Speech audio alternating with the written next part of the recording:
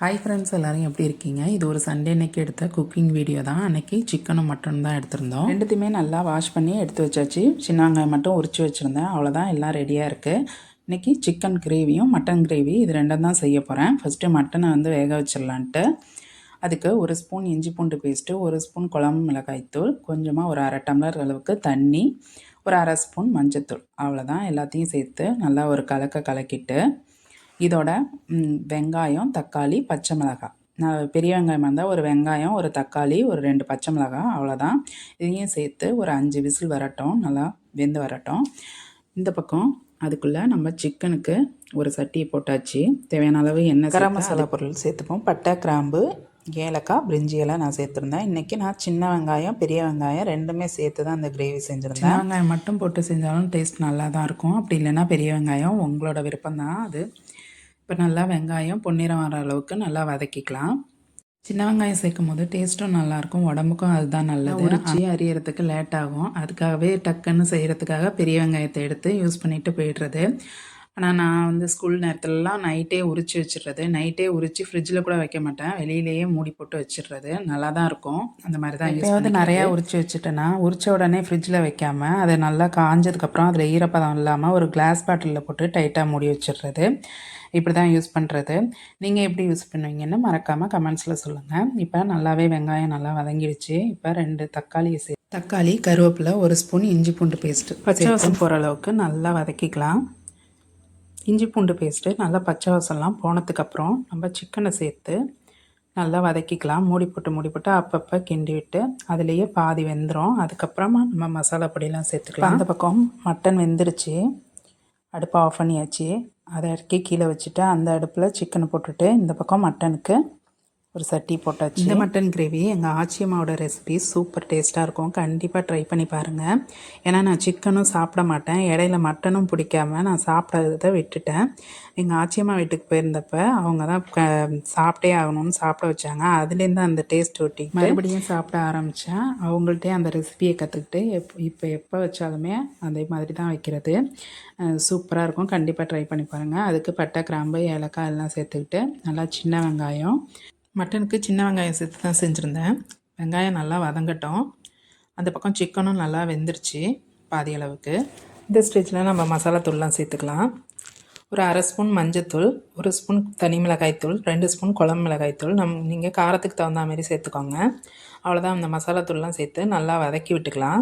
வதக்கி மூடி போட்டு வச்சிடலாம். மறுபடியும் ஒரு ஸ்பூன் குழம்பு மிளகாய்த்தூள் கொஞ்சம் அதிகமாக காரம் போட்டு செய்யும் போது டேஸ்ட் நல்லாயிருக்கும். இந்த பக்கம் மட்டனுக்கு வெங்காயம் அடுப்பை மீடியம் ஃப்ளேமில் வச்சு தான் வெங்காயத்தை வதக்கிட்டு இருந்தேன். அந்த மாதிரி வச்சு வதக்கும் போது பொறுமையாக நல்லா வெங்காயம் வதங்கி வரும். ஹையில் வைக்கும் போது சீக்கிரம் கருகிடும். இப்போ சிக்கனுக்கு தேவையான அளவு ஒரு 1/4 டம்ளர் தண்ணியும் தேவையான அளவு உப்பும் சேர்த்துக்கலாம். தண்ணி நான் அரிசி களைஞ்ச தண்ணியே கொஞ்சமாக சேர்த்துக்கிட்டேன். அவ்வளோதான், சிக்கன் கிரேவி ரெடி. லாஸ்ட்டாக கொஞ்சமாக ஒரு 2 ஸ்பூன் அளவுக்கு தேங்காய் மட்டும் அரைச்சி ஊற்றுவேன். அது வரைக்கும் அதை மூடி போட்டு வச்சிடலாம். கொஞ்சமாக புதினாவை தூவி மூடி போட்டு வச்சிடலாம். அது புதினா போடும்போது ஃப்ளேவர் சூப்பராக இருக்கும். கண்டிப்பாக ட்ரை பண்ணி பாருங்கள். அந்த மாதிரி மட்டனுக்கு நல்லா வெங்காயம் வதங்கிடுச்சு. ஒரு ஸ்பூன் தனி மிளகாய்த்தூள் சேர்த்து நல்லா வதக்கி விட்டுருக்கேன். இப்போ 2 பச்சை மிளகாவும் 2 தக்காளியும் சேர்த்து நல்லா வதக்கிக்கலாம். இது நல்லா வதங்கட்டும். ஒரு ஸ்பூன் இஞ்சி பூண்டு பேஸ்ட்டு சேர்த்து வதக்கிக்கலாம். இதோட நம்ம புதினாவும் கொத்தமல்லியும் நல்லா பொடிசாக நறுக்கி போட்டு இதோட நல்லா வதக்கிக்கலாம். டேஸ்ட்டு சூப்பராக இருக்கும். கண்டிப்பாக ட்ரை பண்ணி பாருங்கள். நல்லா வதக்கி விட்டுக்கலாம். இப்போ இது நல்லா வதங்கிடுச்சு. இப்போ மட்டன் குழம்புக்கு தேவையான மிளகாய்த்தூளை, குழம்பு மிளகாய்த்தூளை சேர்த்து நல்லா வதக்கிக்கலாம். நான் ஒரு 3 ஸ்பூன் போல் சேர்த்துக்கிட்டேன். மட்டன் சூப்பராக வெந்து வந்துருச்சு. இதையும் சேர்த்து நல்லா கொதித்து வரட்டும். மூடி போட்டு வச்சிடலாம். உங்களுக்கு யாரோட ரெசிபி ரொம்ப ஃபேவரெட்டு, யார் வச்சு கொடுத்தா உங்களுக்கு ரொம்ப பிடிக்கும்ன்ட்டு மறக்காமல் கமெண்ட்ஸில் சொல்லுங்கள். என்னோடய ஃபேவரெட் நான்வெஜ்ஜில் எங்கள் சித்திங்க, எங்கள் அம்மா, எங்கள் அத்தைங்களோட தான் எனக்கு ரொம்ப ரொம்ப பிடிச்சது. சிக்கனுக்கு கொஞ்சமாக தேங்காய் அரைச்சி ஊற்றிக்கலாம். அதுக்கு 2 ஸ்பூன் அளவுக்கு தேங்காய், கொஞ்சமாக மிளகு, கொஞ்சமாக ஜீரகம், 1 ஸ்பூன் அளவுக்கு சோம்பு, ஒரு 3 முந்திரி, அவ்வளோதான். இதை நல்லா பேஸ்ட்டாக அரைச்சி சேர்த்து ஒரு கொதி வந்தோடனே ஆஃப் பண்ணிடலாம். அவ்வளோதான், அரைச்சிட்டு வந்தாச்சு. சிக்கனுக்கு சேர்த்துக்கலாம். இது நல்லா ஒரு கொதி வந்தோடனே கொத்தமல்லி தூவி ஆஃப் பண்ணால் சிக்கன் கிரேவி ரெடி. இப்போ இது மட்டனுக்கும் அதே தான். கொஞ்சமாக தேங்காய், மிளகு, ஜீரகம், 1 ஸ்பூன் சோம்பு, ஒரு 3 முந்திரி, தேவையான அளவு உப்பு சேர்த்துக்கிட்டு நல்லா ஒரு கொதி வரட்டும். இப்போ சிக்கன் கிரேவி நல்லா ரெடி ஆயிடுச்சு. அவ்வளோதான். லாஸ்ட்டாக கொஞ்சமாக கொத்தமல்லி தூவி இறக்கி வச்சிடலாம்.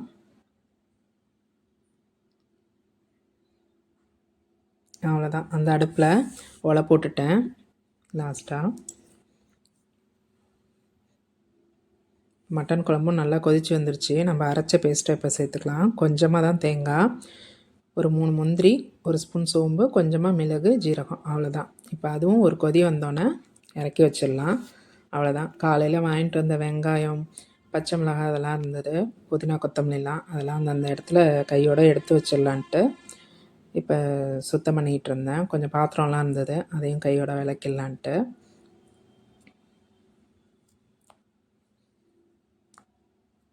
எல்லாத்தையும் தனித்தனியாக எடுத்து வச்சாச்சு.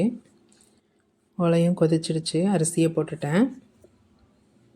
மட்டன் குழம்பும் ரெடி. அவ்வளோதான்.